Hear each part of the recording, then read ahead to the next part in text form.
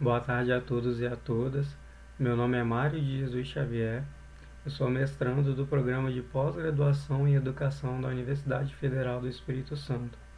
E em parceria com a Larissa Litte de Francisco, que também é estudante de mestrado, e do Rainer Raulino e Silva, que é estudante de doutorado dessa mesma instituição, a gente apresenta o seguinte trabalho intitulado Figurações discentes, possíveis compreensões das narrativas sobre a inclusão do público-alvo da educação especial no ensino superior. A gente vai submeter esse trabalho no eixo a educação nos processos de desenvolvimento humano. Como parte introdutória, a gente vai tratar da educação básica nesse campo de escolarização, porque a nossa primeira preocupação ocorre pela construção de práticas que fortaleçam o reconhecimento dos sujeitos público-alvo da educação especial. Primeiramente, por visar uma democrática apropriação dos espaços e da legitimação da cultura inclusiva, que é reconhecida já nacionalmente e internacionalmente, que a gente vai acompanhar no campo normativo algumas das políticas que embasam o público-alvo da educação especial. Lopes e Capellini nos ajudam a pensar que um dos principais motivos, os fundamentos principais da inclusão é a reorganização da sociedade, objetivando acolher a todos os cidadãos, independente de suas características individuais, de modo que suas necessidades fundamentais sejam atendidas. Ou seja, precisamos atender individualmente cada um em sua especificidade. A gente vai ver a partir de 2001 uma normativa importante, que são as Diretrizes Nacionais para a Educação Especial na Educação Básica, que visa a obrigatoriedade da matrícula desse público-alvo no ensino comum, obrigando os sistemas de ensino a fazer essa matrícula desse público-alvo e, consequentemente, a longo prazo, a sua chegada até o ensino superior, na garantia dessa matrícula. No ensino superior, a gente vai ver que as instituições só vão surgir a partir de 1808 para atender uma camada social elitizada, como apontam os estudos de Pimentel. Portanto, a ideia da democratização do saber não era presente nos espaços universitários. Somente nas últimas décadas presenciamos políticas com a intenção de inclusão das camadas antes excluídas. E aí, tratando desses dois níveis de ensino, educação básica e ensino superior, nessa escolarização dos alunos, a gente trata o principal objetivo, que é analisar os sentidos atribuídos sobre a inclusão nas narrativas discentes nos contextos acadêmicos na Universidade Federal do Espírito Santo, a UFES, ou seja, analisar o processo das ações políticas desenvolvidas no ensino superior, estabelecendo possibilidades no trabalho desenvolvido, tanto pelo professor que tem que caminhar no sentido de incluir esse aluno, tanto de todos os processos, que a educação tem que se submeter democraticamente à perspectiva inclusiva para que esse aluno seja incluído.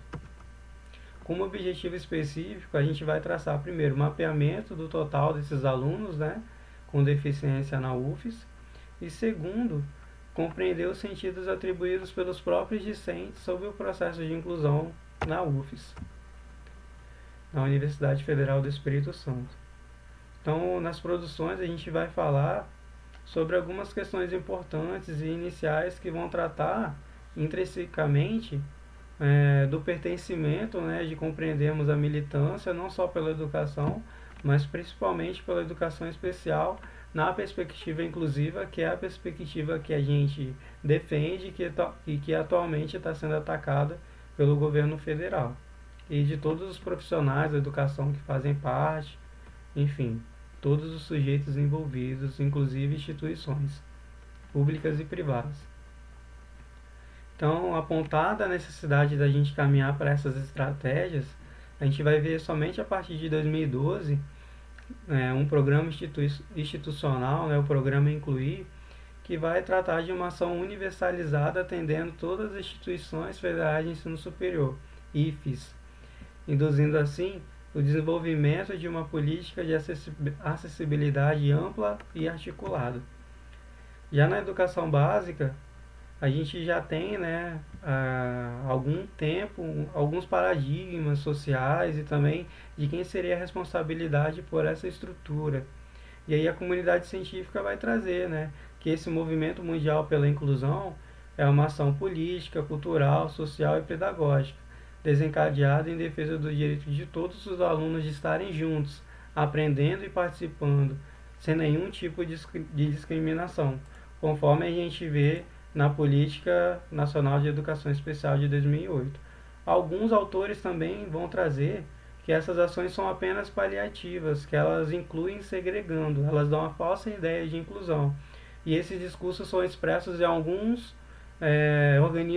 organismos internacionais que vão na linha do neoliberalismo, como a gente vê o Banco Mundial, a ONU, o Programa das Nações Unidas para o Desenvolvimento e o próprio governo federal brasileiro, que atualmente governa o país na gestão do presidente Bolsonaro.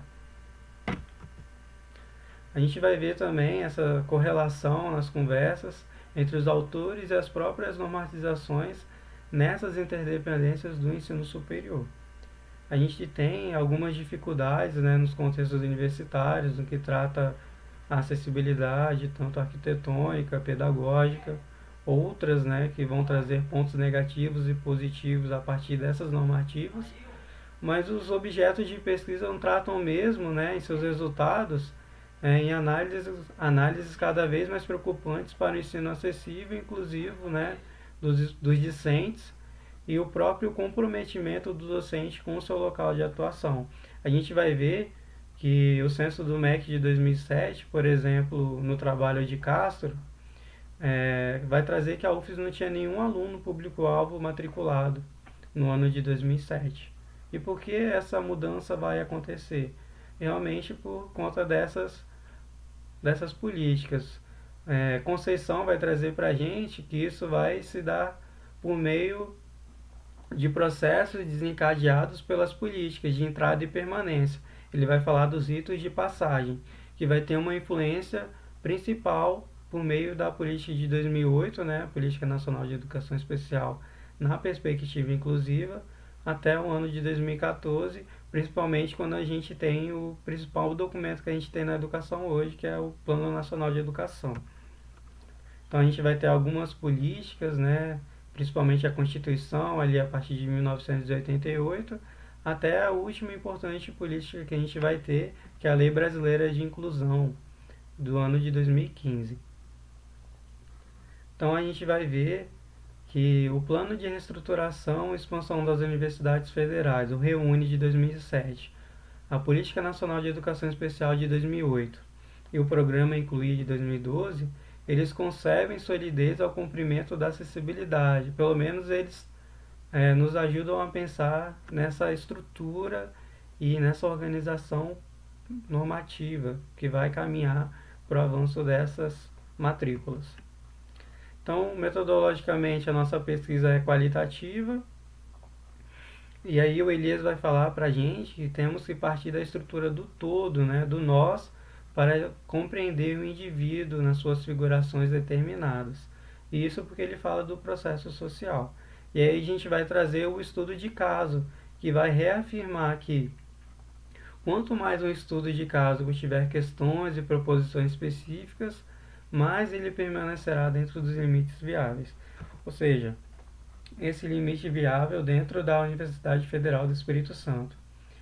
Falando um pouco sobre a UFES, ela tem seu ano de fundação em 1954, é a única universidade pública que a gente tem no estado do Espírito Santo, e ela é composta por 4 campos universitários.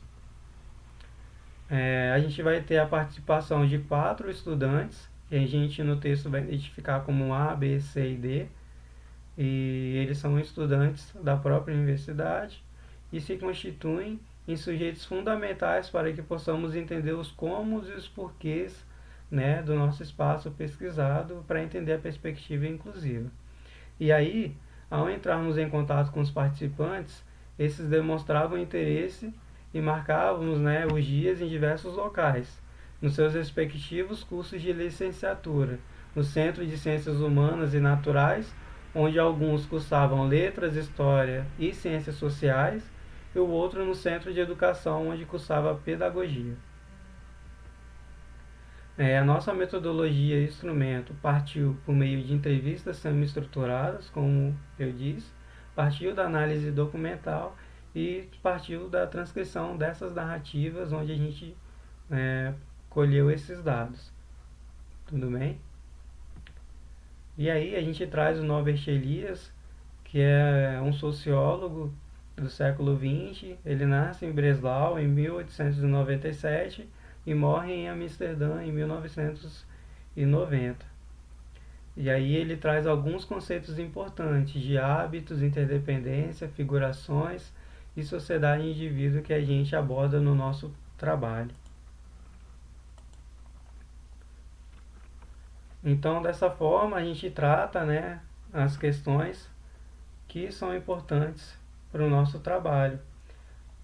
No principal objetivo específico, a gente traz 199 estudantes matriculados nesse ano de 2017, onde a gente colheu o dado, e traz do aumento de matrículas, né, até o presente ano.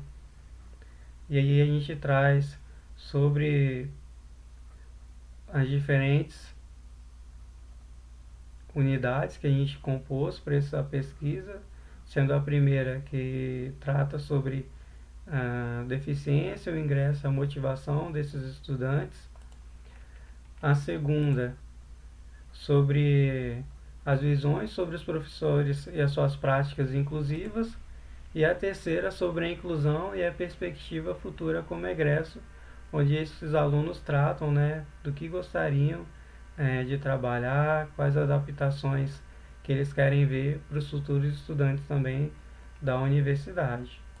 Então, como ponto final, os discentes eles tratam não só de ter uma vida boa, como Elias traz, na sua obra, mas de sim ter uma vida melhor a partir desses fundamentos legais, desses direitos subjetivos à educação inclusiva, na perspectiva inclusiva que eles têm direito.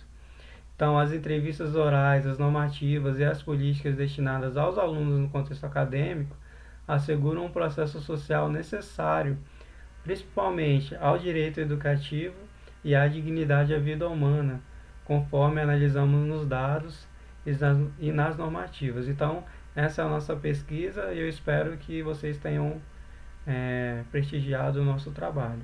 Obrigado por acompanharem e um bom evento a todos. Obrigado.